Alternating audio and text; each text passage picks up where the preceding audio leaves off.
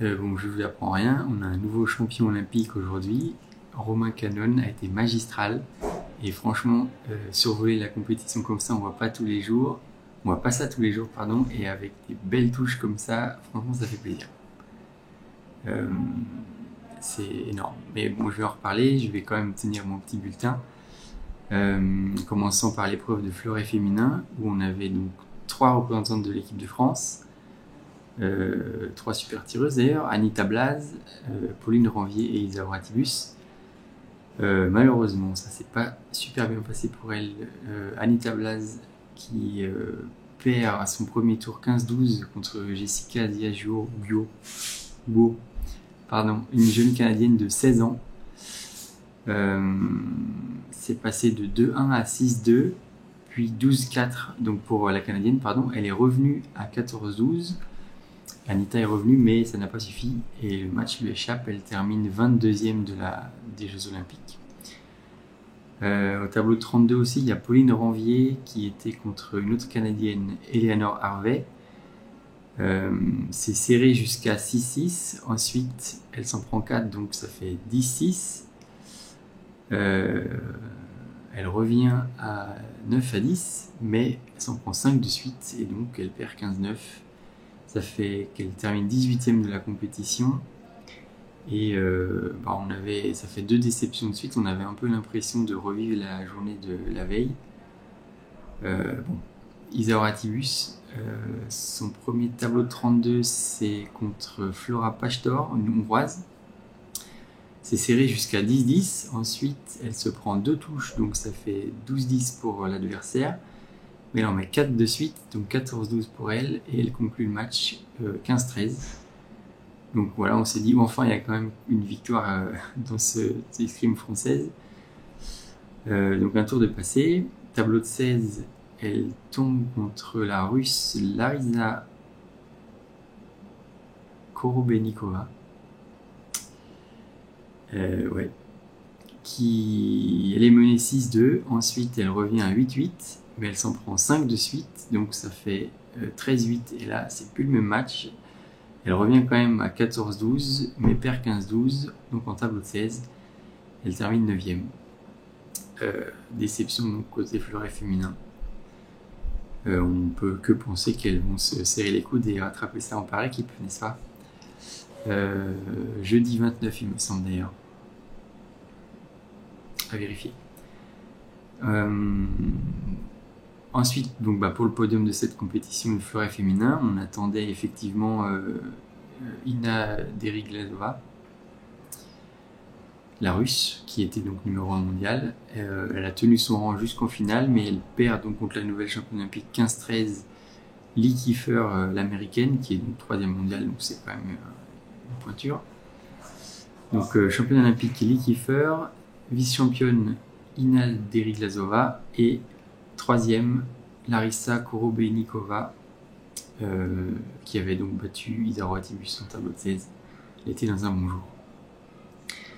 Donc les POM, en parlant de bonjour, donc on avait Yannick Borel qui était avec Alexandre Bardenet et Romain Canon. Tous les regards étaient braqués sur Yannick Borel, numéro 6 mondial, champion du monde 2018. Leader de l'équipe de France et a priori avec un tableau plus ouvert que ceux des 2 autres Français, parce qu'il tombait contre Mohamed Elisayed, un jeune de 18 ans, jeune junior qui a fait 3e au dernier championnat du monde junior et qui a gagné le tournoi de qualification olympique de la zone Afrique. Donc il est quand même sérieux et effectivement donc en fait, de ce que j'ai vu, Yannick a voulu imposer son jeu et son physique tel qu'il sait très bien le faire, il n'y a pas à dire. Mais là, il a été malin, l'Égyptien, il s'y attendait. Et voilà, le match est passé très vite en fait, à 13-11 à la pause, déjà la première pause, donc en 3 minutes. Et en fait, Yannick a manqué de patience dans les moments où il aurait fallu un peu plus de patience pour pouvoir remonter et construire ses touches. Mais derrière, on avait un bon combattant et le match se termine à 15-11, donc défaite de Yannick au premier tour, tableau de 32. Il termine 17e de ces JO, c'est vraiment la grosse désillusion dans la matinée. Bon, on va le retrouver tout chaud pour les équipes en tout cas, ça c'est sûr, je sais que c'est un combattant. Alexandre Bardenay, qui fait son tableau de 32 contre Curtis McDowell de l'américain. Il était rapidement mené dans le match, 4-1, 8-4, 12-8. Et ensuite, il te sort un 7-0 de l'espace et il gagne 15-12. C'était au top. On l'a déjà vu faire ce genre de remontée, en fait, quand il chope le truc, il le lâche pas, c'était beau. En tableau de 16, il est contre Andrea Santarelli, l'italien, 5e mondial, donc un gros client. Il est bien dans le match, il mène même 10-9, notre Alexandre, et il finit quand même par se prendre 6-1 et donc perdre 15-11 en tableau de 16. Donc dur pour le 11e mondial, encore tôt dans la compétition. À ce moment-là, on se dit que l'escrime française est mal en point. Là, il termine 11e de ces Jeux Olympiques. Mais, donc comme je disais, c'est sans compter sur le phénomène du jour. Romain Canon. Bon, là clairement c'est la folie. Romain, donc VG à Saint-Maur, 47e mondial, qui n'a jamais gagné de Coupe du Monde en senior. Il a terminé le tableau de 64 des championnats du monde. Et là, il nous a sorti une compétition légendaire. Je sais que légendaire, ça sonne fort, mais il a été fort. Franchement, je l'ai vu tirer. J'ai déjà tiré contre lui, on le connaît, et on connaît son explosivité, sa créativité, sa joie dans le jeu, si tu veux. Moi, j'adore ça à la base, mais là, il nous a régalé. Déjà au premier tour, il sort Ruben Limardo, 15-12, champion olympique. Donc déjà, c'était une belle perf. À la limite, on pouvait se dire, bien joué. Ensuite, en tableau de 16, il bat Bas Verwijlen, le Hollandais, 15-11, belle perf aussi, parce qu'il faut s'accrocher, il lâche pas. Bass, on le connaît aussi sur le circuit français. Donc dans ces deux matchs, Romain, il a fait une super entame première période. À chaque fois, il mène rapidement au score et après, il tient bien et il peut varier entre de la défense, de la contre-attaque, ses attaques. Et du coup, ça rend flou un peu la vision du jeu de ses adversaires.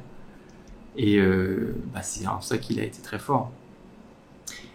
On arrive en quart contre Sergei Bida, le russe, numéro 2 mondial. Donc là, c'est encore le cran monte d'un cran. Le niveau monte d'un cran, pardon. Mais bon, rien, non. En fait, sans pression, Romain, il déroule. Toujours avec une super première période, il prend vite 3 touches d'avance et puis il les lâche pas. Donc il gagne 15-12. Vraiment fluide, quoi. Énorme. Donc il est en demi. Et donc, donc déjà là, c'est énorme. Je fais une petite pause, mais vraiment, il avait pas un tableau boulevard, quoi. Tu sais, il y a des gens, des fois, ils sortent de nulle part, tu te dis, il avait un tableau facile. Franchement, respect. Là, c'était au top. En demi contre Igor Rezlin, donc le numéro 3 mondial. Il fait une belle entame de match, il mène 4-1. Il se refait monter 5-5 à la pause. Pas de panique. C'est serré jusqu'à 9-9. Et là, 3 touches de suite, 12-9. Et franchement, je l'ai vu en direct, j'imagine, comme vous. À ce moment-là, je me suis dit, c'est bon, il va le faire, il le tient. Effectivement, 15-10, la classe, il est en finale, il a sa médaille. Contre le numéro 1 mondial, c'est Gergely. Je connais plus Siklosi que son prénom pour le coup. Siklosi, champion du monde en titre, numéro 1 mondial. Là, tu te dis, ça va être chaud. 4-4 à la première pause, 6-6. Mais ça se tient, personne ne lâche. Et puis, bon an, mal an, il prend ses petites touches d'avance. Il prend le large, en fait, à 11-8. Pareil, je me suis dit que ça y est, il va y arriver. Bon, vous avez vu, le décor a changé. Je suis en fait à Barcelone, c'est pas la même ville olympique. Mais donc là, j'étais dans l'aéroport, tout fou, en train de crier « Wow, yeah !» Bref, à la reprise, il tente un peu des trucs. Attends, qu'est-ce que je dis ? Il y avait 11-8, là, je m'étais arrêté là. Ensuite, on arrive à 14-9, à la pause, deuxième pause, donc royal. Tu te dis, voilà, plus qu'une touche à la reprise. Il tente des trucs un peu audacieux à la première, il se fait reprendre.